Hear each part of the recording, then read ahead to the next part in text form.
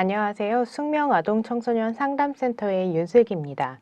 이번 시간에는 13강 주의집중력 기르기의 두 번째 시간으로 학령기 아이들을 위한 주의집중력 기르는 방법에 대해서 살펴보도록 하겠습니다. 자, 우리가 유아기 시절에 아이의 행동을 보았을 때 이렇게 자주 다른 장난감으로 전환해서 놀기도 하고 또 핸드폰이나 TV 보는 거를 좋아하고 또 다른 아이들이 이렇게 식당이나 이런 데에서 진정 그 아이를 그 자리에 가만히 앉게끔 하기 위해서 핸드폰을 쥐어주거나 이렇게 하는 일이 잦았던 분들이라면 우리 아이가 주의 집중력과 주의 지속력에 문제가 있을까라는 것들에 대해서 생각하는 것들은 쉽지 않죠. 그래서 아직 아이이기 때문에 혹은 아이니까 뭐 그럴 수 있지 않은 거 아니야? 이렇게 생각하기는 하는데요. 그러나 이러한 생각들이 그 아이가 점점 학령기로 올라갈수록 잘할수록 조금 달라지기 시작합니다. 그래서 이번 시간에는요, 그 전 시간에 유아기에 맞춰서 놀이에 집중으로 했던 것보다는 이번 시간은 조금 더 주의력이란 무엇인지 살펴보고 그거에 맞는 활동 어떤 것들이 있는지 알아보도록 하겠습니다. 먼저 주의력이라고 하는 것들이 무엇인지 좀 살펴볼 필요가 있는데요. 자, 주의력이라고 하는 것들은요, 연구자에 따라서 주의력에 관한 용어나 그 범위나 범주의 차이가 조금 다르기는 합니다. 그렇지만 각성도라든지 어떤 무시하는 거, 그리고 초점 주의력, 분할 주의력, 또 뭐 지속적 주의력, 그리고 주의력 조절력 등으로 구분하는 것들이 가장 보편화된 구분으로 볼 수가 있습니다. 그래서 첫 번째로 각성도에 대해서 살펴보면요. 이 주의력은 기본적으로 각성을 전제로 합니다. 그래서 이 각성이라고 하는 건 뭔가 깨어있어서 집중하는 거, 그런 걸 의미하는데 신경학적으로는 자극에 대한 전반적인 반응성에 영향을 주는 중추신경계의 상태로 정의될 수 있고요. 예를 들면 이렇게 하고 있죠.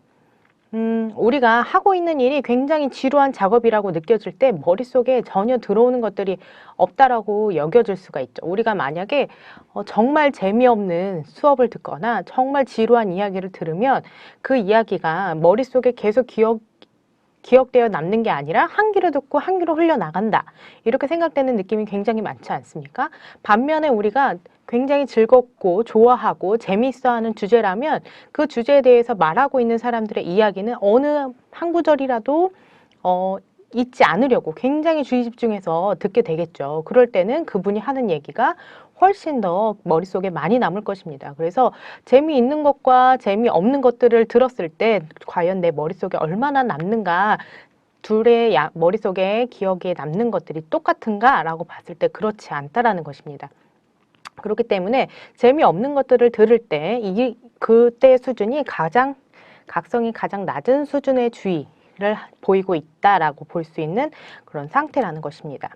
자, 그리고 두 번째로 주의력 안에는 선택적 주의력이라고 하는 것들이 포함되어 있습니다. 그래서 동시에 제시되는 여러 가지 자극 중에서 특정 자극 혹은 자극의 특정 면에만 의식적으로 주의를 기울이는 능력인데요. 이 선택적 주의력은 주의력의 방향을 결정하는 초점 주의력과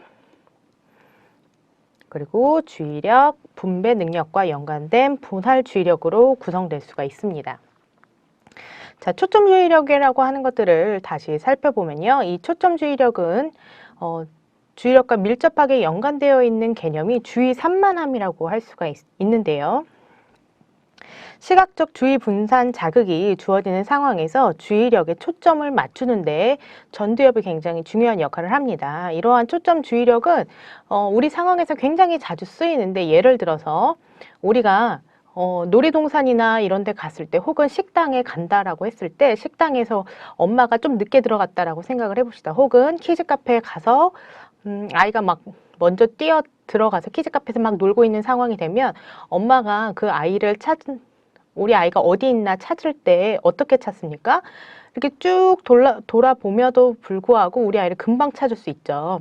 그거는 우리 머릿속에 우리 아이에 대해서 생각하고 인지하고 있는 상태에서 찾기 때문에 금방 찾을 수가 있습니다. 그리고 반대로 또 도서관에서 또 다른 예로 도서관에서 책을 찾는다라고 할 때 우리가 찾고자 하는 책의 제목을 계속 머릿속에서 상기하면서 찾게 되지 않겠습니까? 그래서 그 수많은 책들 가운데서 그 책을 찾기 위해서 그것만 가지고 보는 것처럼 우리가 도서관에서 책 찾기 할 때 쓰는 것들, 그런 것처럼 목표물을 인지하고 그것에만 주의를 기울이는 것, 초점을 맞추는 것, 그거를 초점 주의력이라고 할 수가 있는 것이죠. 그래서 또 다른 주의력은 이번에는 분할 주의력이 있습니다. 초점 주의력은 목표에 딱 집중해서 그것만 찾는 거라면 분할 주의력은 조금 다르죠. 그래서 2개 이상의 과제를 동시에 시행할 때 주의력 분배 능력을 말합니다. 그래서 우리가 2가지의 과제 이상을 동시에 처리해야 하는 상황이 있죠. 예를 들면 우리가 전화를 받고 있는 상황에서 뭔가 해야 하는 상황이 있거나 아니면 누구와 이야기를 하고 있는 상황에서도 뭘 해야 되는 게 있거나 아니면 아이들의 경우에는 TV를 보면서 밥을 먹어야 되는 상황이 됐을 때 TV도 봐야 되고 밥도 먹어야 되고 2가지의 과제를 동시에 시행하는 상황인 거죠. 그때 사용되는 게 분할주의력이라고 할 수 있습니다. 그래서 이 분할주의력 같은 경우에는 정보 처리 용량과 조절 전략에 의해서 결정된다고 볼 수 있는데요. 이 조절 전략은 다시 자동 정보 처리 과정과 통제된 처리 과정으로 나눌 수가 있습니다. 그래서 이 자동 처리 과정은 의식적으로 조절할 수가 없습니다. 그렇기 때문에 용량이 제한되어 있지 않고 빠르게 그리고 병렬적으로 이렇게 착착착 진행되는 게 있죠. 예를 들면 우리가 무언가를 글을 읽는다라고 할 때 그 읽기는 굉장히 자동화된 활동이죠. 네, 딱 보는 것만으로도 해도 그것들이 머릿속에 바로 들어오지 않습니까?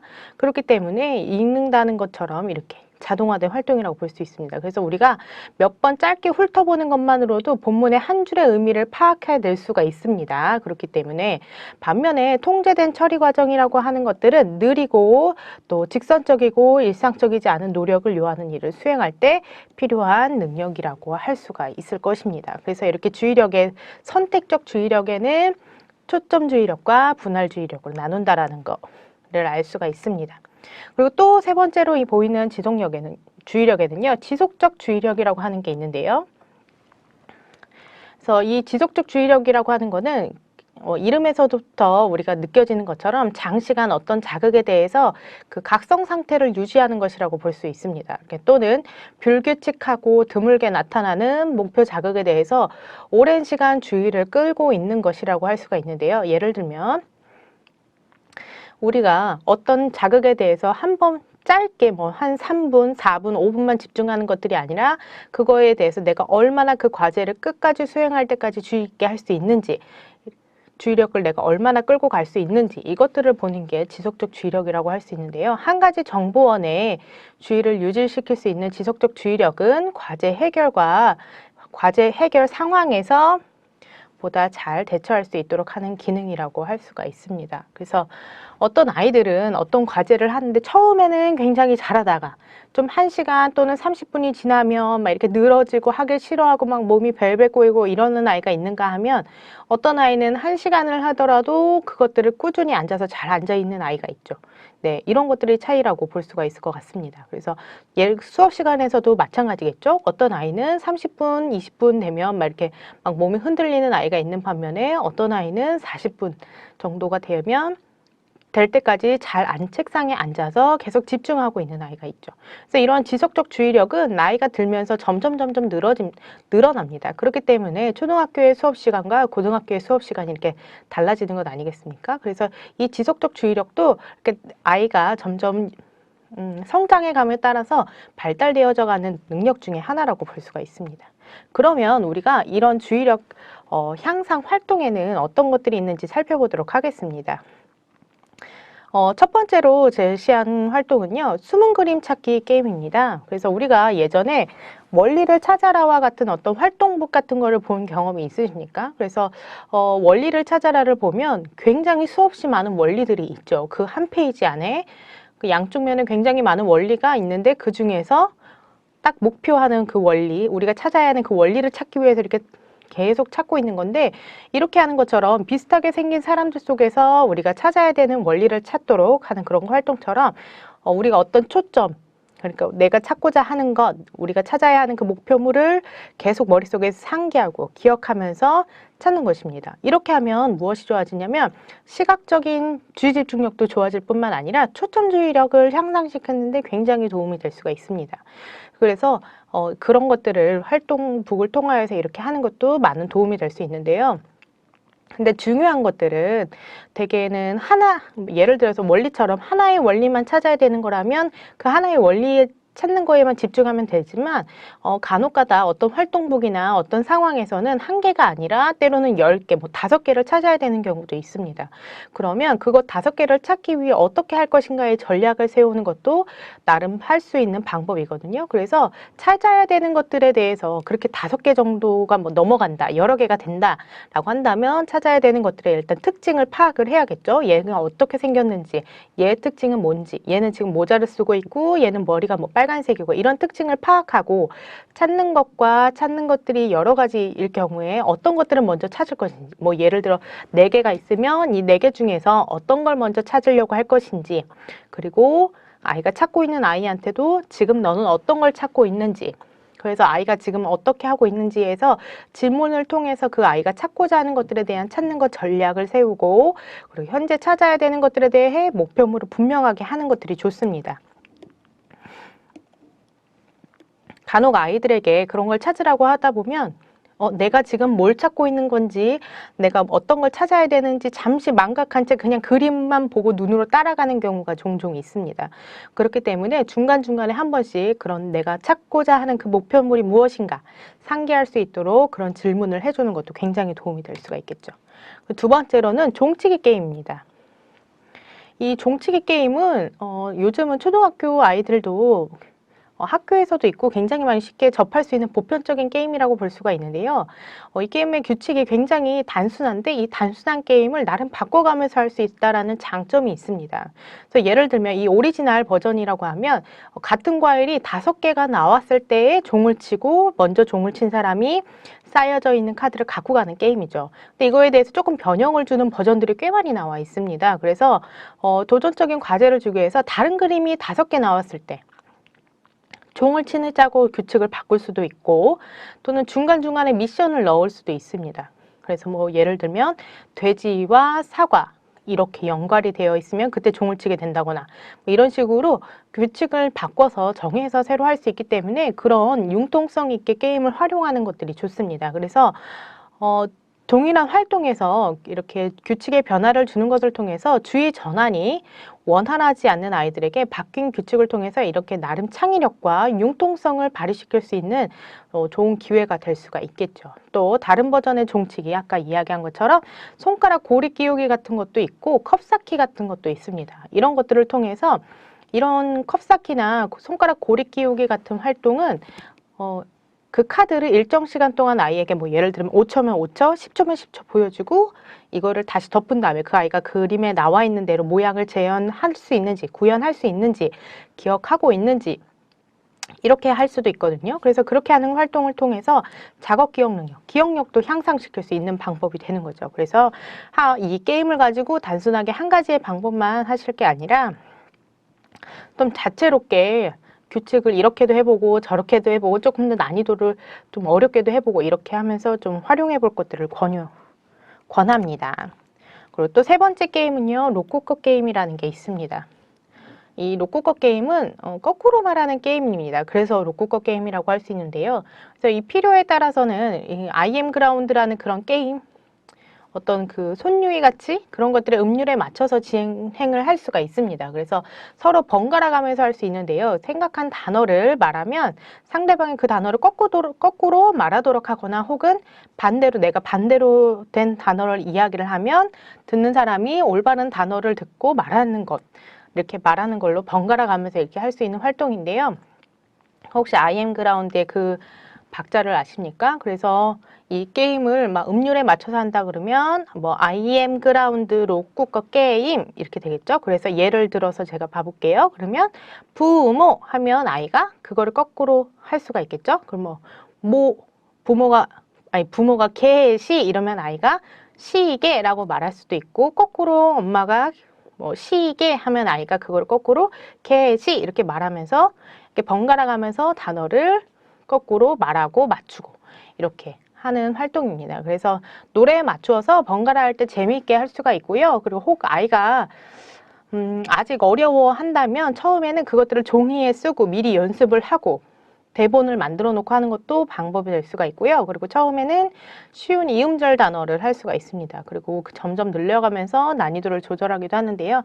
생각보다 아이들이 이 게임을 굉장히 좋아합니다. 그리고 나름 도전의식을 갖고 많이 참여하는 활동이기 때문에 즐겁게 하실 수 있을 것 같고요. 그리고 이 게임은 도구가 필요 없습니다. 그래서 어떤 보드게임처럼 도구가 필요한 게 아니기 때문에 이동하는 차 안에서 할 수도 있고 또 어디 식당은 좀 무리겠지만 뭐 병원에서 기다리면서 할 수도 있고 이렇게 무언가 기다림이 필요한 순간에 할 수 있는 활동이라고 할 수가 있겠죠. 그래서 이렇게 거꾸로 말하는 것을 통해서 주의 전환 능력을 할 수 있을 뿐만 아니라 듣고 대답하고 잘 듣고 얘기해야 되기 때문에 청각적인 주의 집중력 역시 향상시킬 수 있습니다. 그래서 이 게임도 적극적으로 한번 활용해 보시길 권합니다. 그리고 네 번째로는요, 손가락 글씨 쓰기입니다. 그래서 우리가 종종 생각해 보면 어렸을 때 친구들과 한 번씩 해왔을 법한 그런 활동이라고 할 수 있는데요. 말없이 조용히 상대방의 손바닥이나 혹은 등에 이렇게 상대방 손가락에 또 짧은 문장을 쓰고 알아맞히는 활동인데요. 이 활동은 한자씩 쓸 수밖에 없기 때문에 집중력이 발휘될 수밖에 없습니다. 한자 한 거를 가지고 연결해서 그것들을 문장을 생각을 해야 되기 때문에 그것들이 집중력이 발휘될 수밖에 없는데요. 손바닥에 은밀하게 그렇기 때문에 아이에게 할 이야기를 써놓으면 되겠죠. 그래서 누구야 사랑해 뭐 누구야 엄마는 네가 자랑스러워 와 같이 짧은 문장으로부터 시작을 해서 점점 늘리는 게 좋습니다. 그래서 근데 너무 처음부터 긴 문장을 쓰면 좌절감을 줄 수 있기 때문에 처음부터 너무 긴 문장을 쓰지 않고요. 짧은 문장부터 쓰는 것들을 권합니다. 자, 그리고 다섯 번째로는 구기 종목의 게임들이 있습니다. 이 구기 종목이라고 하는 거는 공을 가지고 노는 것들을 얘기를 하죠. 그래서 축구, 탁구, 뭐 배드민턴, 야구, 양궁, 양궁은 구기 종목은 아니지만 그리고 농구와 같이 이렇게 뭔가 공을 가지고 하는 스포츠들 이런 것들을 굉장히 도움이 되는데요. 놀이에서 실내에서 하는 것뿐만 아니라 밖에서 하는 활동들도 같이 이렇게 섞어서 하는 것들이 좋습니다. 그리고 특히 남자애들의 경우에는 하체의 힘을 원 없이 소진시켜줘야 공부에도 집중을 잘 하고 수면도 잘 취할 수가 있습니다. 그 중에서 공을 활용한 놀이는 어떤 선택적인 주의력, 그러니까 계속 공을 봐야 되지 않습니까? 그것들을 향상시킬 수 있을 뿐만 아니라 활동에 따라 지속적인 주의력도 향상시킬 수 있습니다. 그래서 예를 들어 우리가 탁구를 한번 생각을 해볼까요? 그래서 그 탁구 되게 조그만 공이지 않습니까? 근데 그 공이 움직이는 거, 어디로 가는지 그 방향을 잘 봐야 되는, 그래서 선택적으로 주의 집중할 뿐만 아니라 얘가 계속 왔다 갔다 하는 동안 지속적 주의력도 끌 수 있습니다. 그것도 야구도 마찬가지고요. 축구하는 거는 훨씬 더 많은 지속적 주의력을 요구하겠죠. 그 한 번 경기 뛸 때마다 꽤나 많은 시간이 요구되기 때문에 그런 지속적인 주의력 역시 이런 구기 종목 활동을 통해서 향상시킬 수가 있습니다. 그리고 특별히 남자아이들 같은 경우에는 이렇게 체력 소진을 많이 하고 난 다음에 책상에 앉았을 때 체력 소진을 하고 공부를 하라고 하였을 때 훨씬 더 집중을 잘한다는 그런 보고도 있기 때문에 이런 스포츠와 같은 활동을 하는 것들이 도움이 될 수가 있겠죠. 그리고 여섯 번째로는 쌀보리 게임이 있습니다.